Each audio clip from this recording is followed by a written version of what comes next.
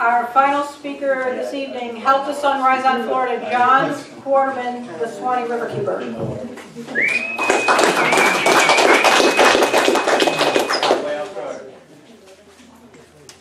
Hi there, I'm your Suwannee Riverkeeper, and I certainly cannot do this alone. As you've heard, WWALS Watershed Coalition is the organization that employs me as Suwannee Riverkeeper. And that's not enough either. So I especially want to thank all of you for showing up. Twice as many of you as signed up showed up here, so thanks for that. All right, standing room only. I, of course, need to encourage you to join WWALS Watershed Coalition.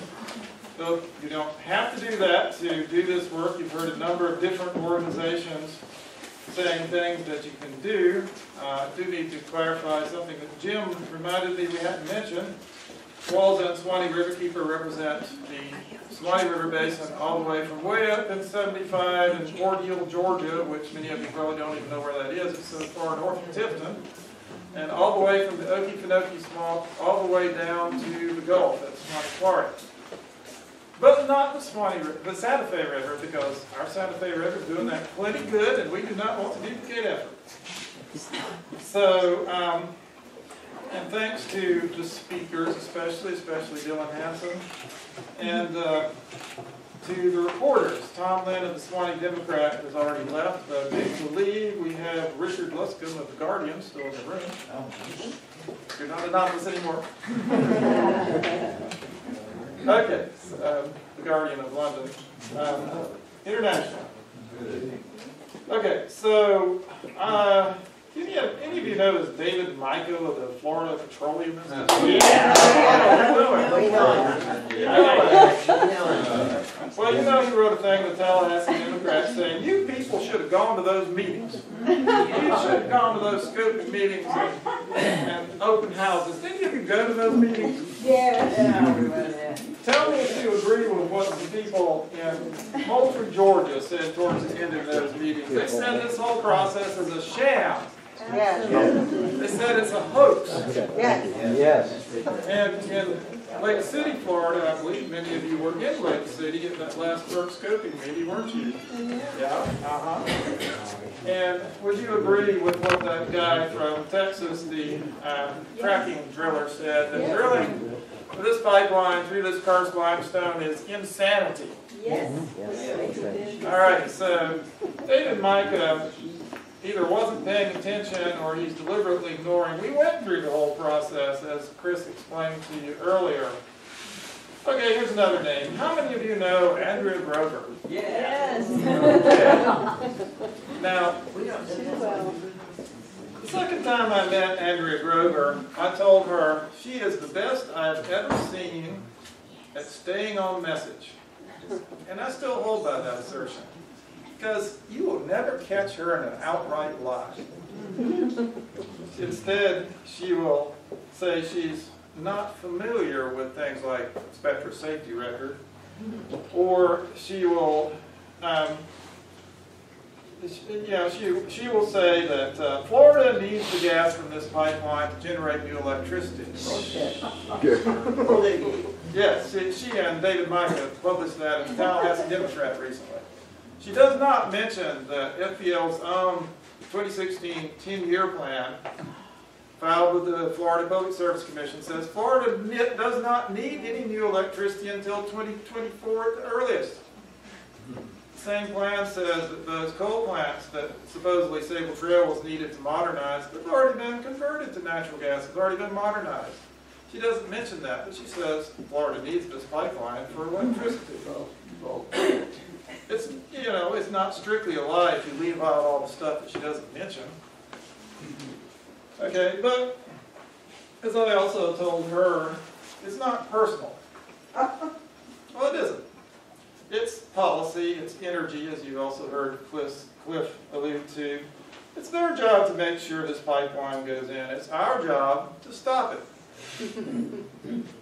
How many of you know John Pecanum? Yes. Yeah.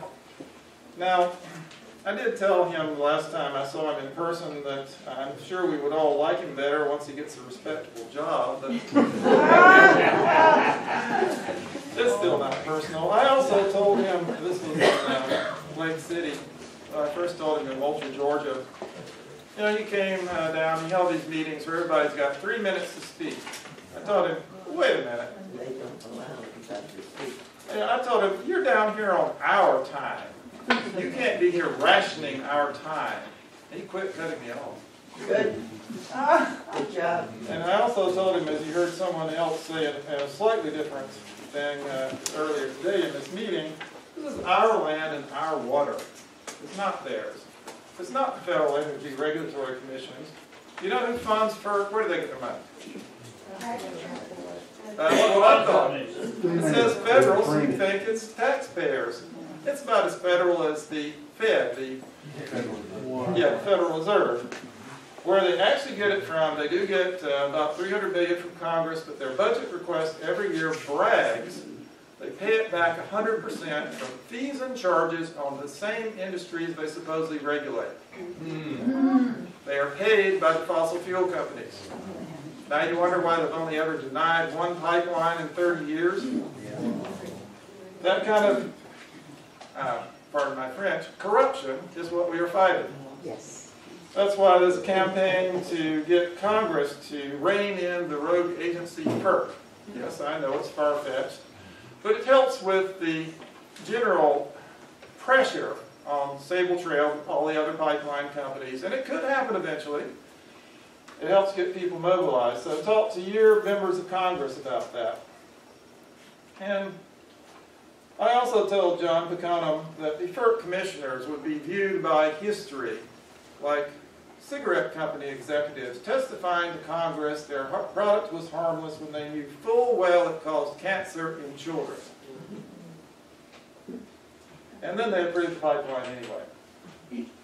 So as I think Gretchen mentioned, WALS went out pretty far on a limb last year doing that legal process, and the WALS board has voted that WALS will stick to strictly legal means from now on.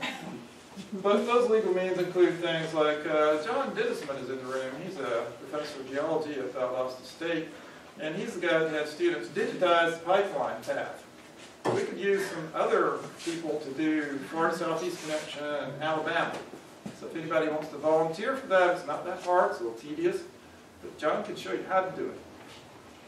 We're also doing overflights, flying over in small planes. One of those proved quite productive when I was going, what's that yellow thing down there in the Withlacoochee River? Turned out to be a boom where they were trying to stop drilling mud. They had blown up into the river in a frack out from their pilot hole. Exactly what the Florida Department of Environmental Protection told us under oath in that hearing last year would not happen in that kind of terrain. Violation. And they caused a sinkhole. Yes, it was a violation. Yes, we called in the Georgia Environmental Protection Division, who said, no, they do not have a permit to put that into the river.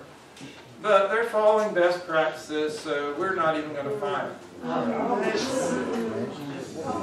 Now, to the credit of Georgia EPD, they were the only one of the permitting agencies to actually do anything.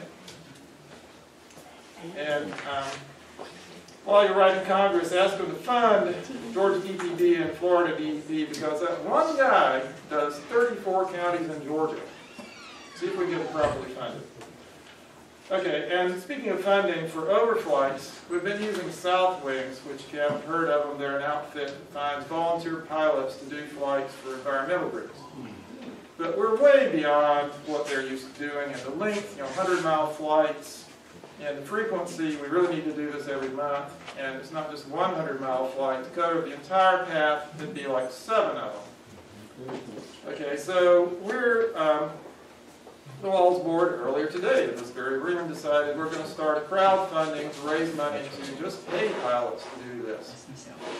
I actually got this idea from Dylan Hansen right there in the back of the room, who I hope is going to help publicize this crowdfunding.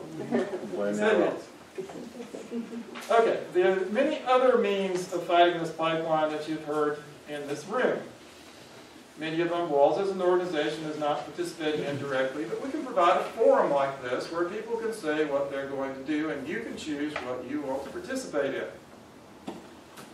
I'm going to cut you off soon. I personally prefer, can you hand me that stick behind you there, Cindy? I personally prefer water trails, which is something that we spend quite a bit of time doing. You've seen a couple of the water trail brochures. And it's fun. We go out on the rivers, and we're doing, as you heard, 2 outings this weekend. And we do that every month.